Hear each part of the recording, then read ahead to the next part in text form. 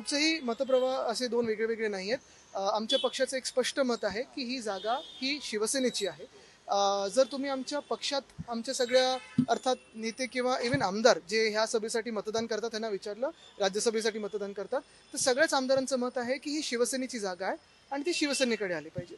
दुसरं म्हणजे अर्थात, आणि मी व्यक्ती म्हणून म्हणत नाहीये किंवा कुठच्या व्यक्तीबद्दल म्हणत नाही, त्यांच्याबद्दल आदर आहेच, पण आम्ही पक्ष म्हणून म्हणत आहोत.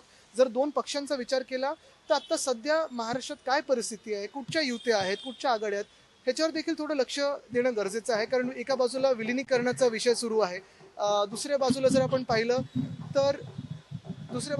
पाहिलं तर आत्ताच ज्या महानगरपालिकेच्या निवडणुका होऊन गेल्या त्याच्यात देखील दोन्ही राष्ट्रवादी एकत्र लढल्या. मुंबईत पण आपण जर पाहिलं तर राष्ट्रवादी एक जी होती ती आमच्यासोबत लढली, नंतर एकनाथ शिंदेंना त्यांनी पाठिंबा दिलेला आहे.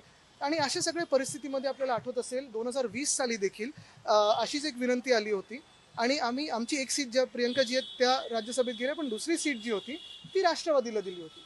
पण दुसऱ्या राऊंडला आपण पाहिलं असेल 2022ला संजय राऊतजी जिंकून आले, पण आमचे दुसरे जे होते संजय पवारजी ते त्या दिवशी पराभूत झाले. आणि म्हणून हे सगळं राजकारण बघत असताना, जी काही मतांची समीकरणं ती बघत असताना, संख्याबळ बघत असताना आमचा दावा हा ठाम आहे.